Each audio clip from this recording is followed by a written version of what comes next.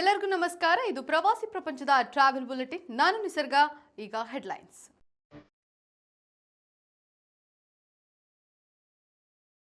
ಮಲೆನಾಡ ತಾಣಗಳ ಪ್ರವೇಶಕ್ಕೆ ಹೊಸ ರೂಲ್ಸ್, ಪ್ರವಾಸಿಗರ ಮೋಜು ಮಸ್ತಿಗೆ ಪೂರ್ಣ ವಿರಾಮ.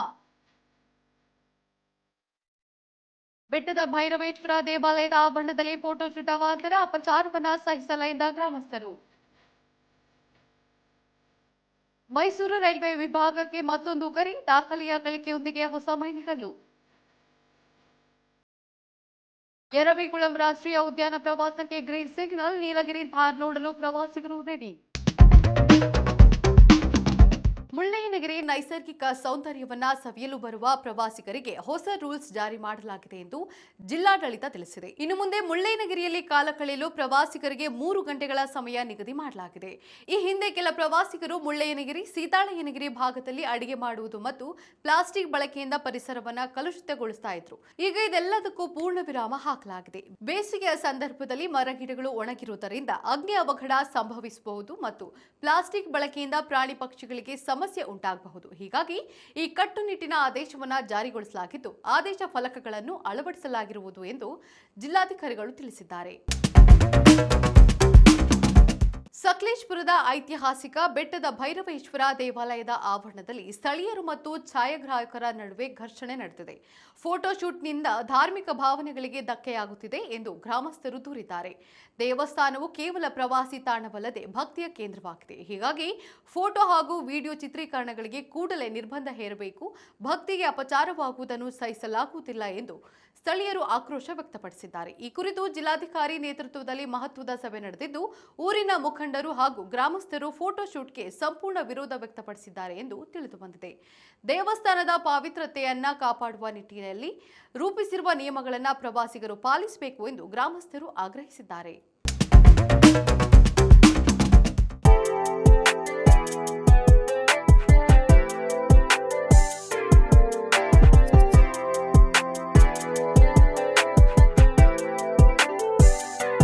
ಸರ್ಬಿಯಾವನ್ನ ಜಗತ್ತಿನ ರಾಸ್ಬೆರಿ ರಾಜಧಾನಿ ಎಂದು ಕರೆಯಬಹುದು.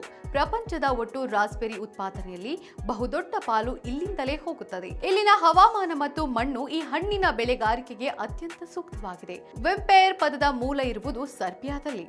ಜಗತ್ತಿನ ನಿಘಂಟಿನಲ್ಲಿ ದಾಖಲಾದ ಏಕೈಕ ಸರ್ಬಿಯನ್ ಪದವೆಂದರೆ ಅದು. ಅಲ್ಲಿನ ಹಳೆಯ ಜನಪದ ಕಥೆಗಳಲ್ಲಿ ಈ ರಕ್ತ ಪಿಶಾಚಿಗಳ ಬಗ್ಗೆ ಉಲ್ಲೇಖವಿದ್ದು, ಇತಿಹಾಸಕಾರರ ಪ್ರಕಾರ ಈ ಕಥೆಗಳು ಸರ್ಬಿಯಾದಿಂದಲೇ ಯುರೋಪಿನಾದ್ಯಂತ ಹರಡಿತು. ಸರ್ಬಿಯಾದಲ್ಲಿ ಸ್ವಿಟ್ಜರ್ಲ್ಯಾಂಡ್ಗಿಂತ ಕನಿಷ್ಠ 600 ವರ್ಷಗಳ ಮೊದಲೇ ಗಡಿಯಾರ ತಯಾರಿಕೆಯ ಉದ್ಯಮವಿತ್ತು ಎಂಬ ದಾಖಲೆಗಳಿವೆ. ಹಾಗಾದ್ರೆ ಸರ್ಬಿಯಾ ಯುರೋಪ್ ಖಂಡದಲ್ಲಿರುವ ಪ್ರದೇಶಕ್ಕೆ ಏನಂತ ಹೇಳುತ್ತಾರೆ?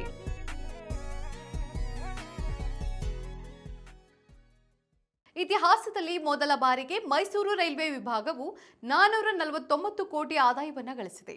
ಈ ಕುರಿತು ಸಂತಸವನ್ನ ವ್ಯಕ್ತಪಡಿಸಿರುವ ವಿಭಾಗೀಯ ವಾಣಿಜ್ಯ ವ್ಯವಸ್ಥಾಪಕರು, ಪ್ರಯಾಣಿಕರ ಸೇವೆಗಳು ಸುರಕ್ಷತೆ ಮತ್ತು ಕಾರ್ಯಕ್ಷಮತೆಯನ್ನ ಸಾಬೀತುಪಡಿಸಿದೆ ಎಂದು ತಿಳಿಸಿದ್ದಾರೆ.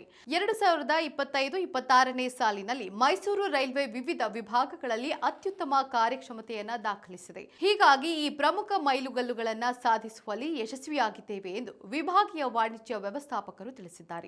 ಇದರ ಜೊತೆಗೆ ಪ್ರಯಾಣಿಕರ ಅನುಕೂಲಕ್ಕಾಗಿ ಹಲವಾರು ಉಪಕ್ರಮಗಳನ್ನು ಅಳವಡಿಕೆ ಮಾಡಲಾಗಿದ್ದು, ತಂತ್ರಜ್ಞಾನ ವಿಚಾರದಲ್ಲಿ ಕೂಡ ನಾವು ಸದಾ ಮುಂದಿದ್ದೇವೆ ಎಂದು ಮೈಸೂರು ರೈಲ್ವೆ ತಿಳಿಸಿದೆ.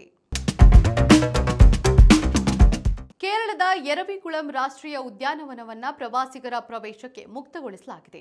ಪಶ್ಚಿಮ ಘಟ್ಟಗಳ ಸಾಲಿನಲ್ಲಿ ರಾಷ್ಟ್ರೀಯ ಉದ್ಯಾನವನವಿದ್ದು, ನಶಿಸಿ ಹೋಗುತ್ತಿರುವ ನೀಲಗಿರಿ ಥಾರ್ ಸಂತತಿಯನ್ನ ಇಲ್ಲಿ ಕಾಣಬಹುದು. ಈ ಪ್ರಾಂತ್ಯದಲ್ಲಿ ಇನ್ನಷ್ಟು ವನ್ಯ ಸಂಪತ್ತು ಅಡಗಿದ್ದು, ವನ್ಯಲೋಕ ಪ್ರವಾಸಿಗರ ಪಾಲಿಗೆ ಸ್ವರ್ಗವೆಂದರೆ ತಪ್ಪೇ ಇಲ್ಲ. ಇಡುಕಿಯ ಅಣ್ಣಾಮುಡಿಯ ತಪ್ಪಲಿನಲ್ಲಿ ರಾಷ್ಟ್ರೀಯ ಉದ್ಯಾನವನವಿದ್ದು, ಪ್ರಾಣಿ ಪಕ್ಷಿಗಳ ಸುರಕ್ಷತೆಯನ್ನ ಗಮನದಲ್ಲಿರಿಸಿ ಬೆಳಿಗ್ಗೆ 8ರಿಂದ ಮಧ್ಯಾಹ್ನ 2ರವರೆಗೆ ಸಫಾರಿಗೆ ಅನುಮತಿ ನೀಡಲಾಗಿದೆ ಎಂದು ಕೇರಳ ಅರಣ್ಯ ಇಲಾಖೆ ತಿಳಿಸಿದೆ. ಈಗ ಕ್ವಿಜ್ ಟೈಮ್. ಇಂದಿನ ಪ್ರಶ್ನೆ: ಕರ್ನಾಟಕದ ರೇಷ್ಮೆ ನಗರಿ ಎಂದು ಯಾವ ನಗರವನ್ನ ಕರೆಯಲಾಗುತ್ತದೆ?